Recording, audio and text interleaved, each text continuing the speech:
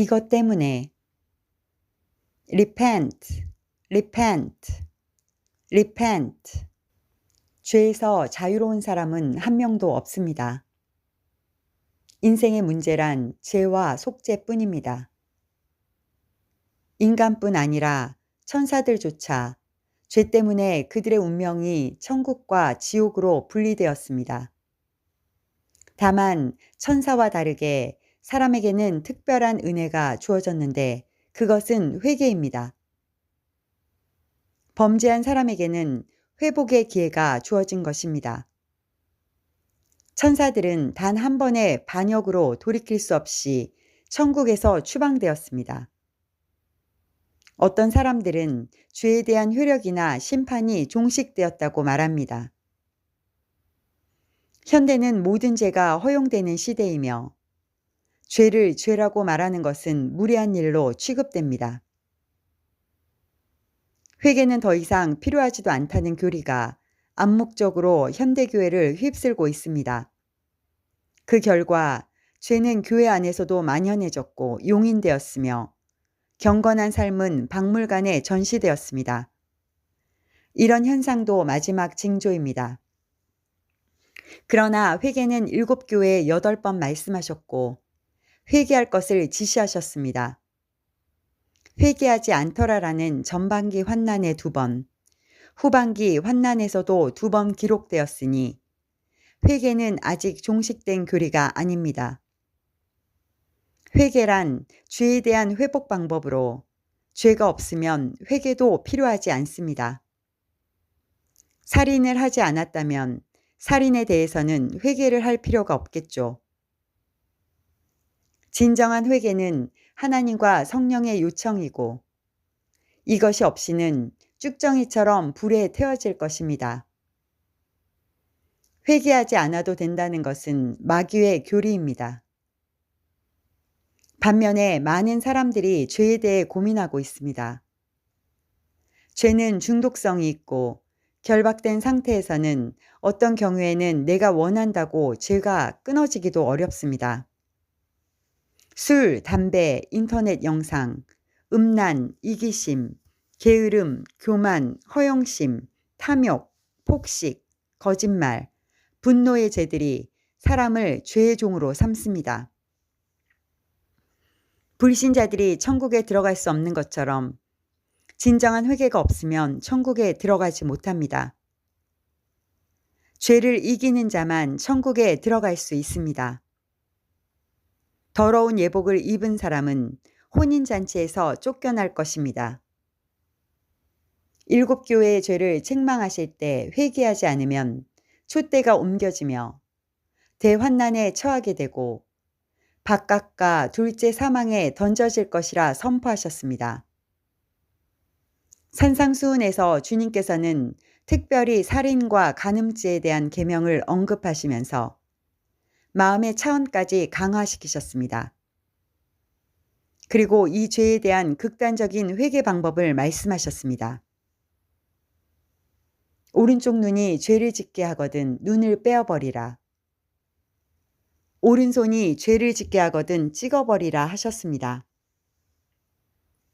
이것은 회개에 대한 강력한 요청입니다. 온몸이 지옥에 던져지는 것보다 장애자가 되는 것이 차라리 좋다는 뜻입니다.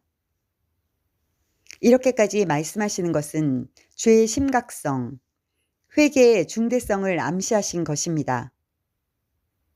지옥에 들어가면 그는 차라리 태어나지 않는 것이 제게 좋은 운명입니다. 지옥과 바꿀 수 있는 것은 이 세상이 아무것도 존재하지 않습니다. 그러므로 죄에 대한 중독성은 때로 극단적인 결단과 변화가 요구되지만 성경적인 방식에서 그렇게 해야 합니다. 그렇다면 우리는 어떻게 해야 죄를 끊어낼 수 있을까요? 1단계는 의지적인 결심을 하는 것입니다. 우리가 살아갈 때 여러 상황에서 결심하고 행동으로 옮기는 것과 같습니다. 그러나 이 방법은 성공하기도 하고 실패하기도 합니다. 2단계는 기도와 말씀에 둘러싸인 환경을 만드는 것입니다. 사람은 환경의 지배를 받기 때문에 죄를 짓는 환경을 바꿈으로써 죄가 준동하지 못하도록 차단하는 것입니다. 그리스도 안에서 긍정적인 환경을 조성하면 부정적인 영향력이 차단되는 원리입니다.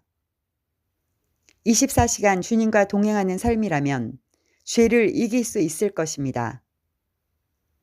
오른손을 잘라내면 불편함을 느끼는 것처럼 죄의 환경을 바꾸면 불편함을 느낄 수 있을지 모르지만 그것이 내 영혼에게 유익한 것은 영적인 만족을 느끼는 것으로 알게 됩니다.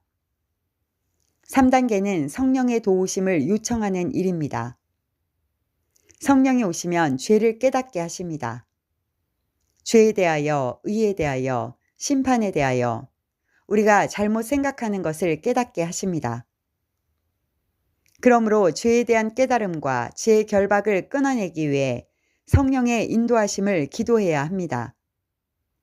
심각한 경우 기도원에 올라가서 금식 기도를 하기도 합니다. 어쩌다가 현대교회는 죄에 대해 둔감하게 되었을까요? 주님께서는 이와 같은 일을 예고하셨습니다. 이같이 너희 빛이 사람 앞에 비치게 하여 그들로 너희 착한 행실을 보고 하늘에 계신 너희 아버지께 영광을 돌리게 하라. 내가 율법이나 선지자를 폐하러 온 줄로 생각하지 말라. 폐하러 온 것이 아니요 완전하게 하려 함이라. 진실로 너희에게 이르노니 천지가 없어지기 전에는 율법의 1.1획도 결코 없어지지 아니하고 다 이루리라. 그러므로 누구든지 이 계명 중에 지극히 작은 것 하나라도 버리고 또 그같이 사람을 가르치는 자는 천국에서 지극히 작다 일컬음을 받을 것이요. 누구든지 이를 행하며 그르치는 자는 천국에서 크다 일컬음을 받으리라. 내가 너희에게 이르노니 너희 의가 서기관과 바리새인보다 더 낫지 못하면 결코 천국에 들어가지 못하리라. 얼마나 현대교회의 상황을 정확하게 묘사하고 있습니까? 그들은 율법이란 말에 걸려 넘어지고 말았습니다. 율법의 두 가지 목적, 죄를 깨닫게 하고 거룩함에 이르게 한다는 사실을 잊고 말았습니다. 진정한 믿음이란 말에 그치는 것이 아니라 그분의 말씀에 순종하는 것이 아니고 무엇이겠습니까? 결과적으로 율법과 함께 주님의 말씀을 버리고 말았으며 주님께 등을 돌렸습니다. 천지가 아직 존재하고 있으니 율법도 존재해야 하지만 계명을 가볍게 가르쳤고 심지어 폐지하도록 종용했고 그들의 의를 서기관과 바리새인처럼 만들어 천국에 들어가지 못하도록 막았습니다. 우리는 죄를 용납하고 죄에 대한 심판이 심각한 결과를 가져온다는 사실을 직시하고 죄를 끊고 회개해야 합니다. 아직도 많은 사람들이 죄를 율법의 범주에 포함시켜 죄를 허용하고 회개를 버리도록 가르치는 교리에 합류했습니다. 여전히 죄를 짓고 있습니까?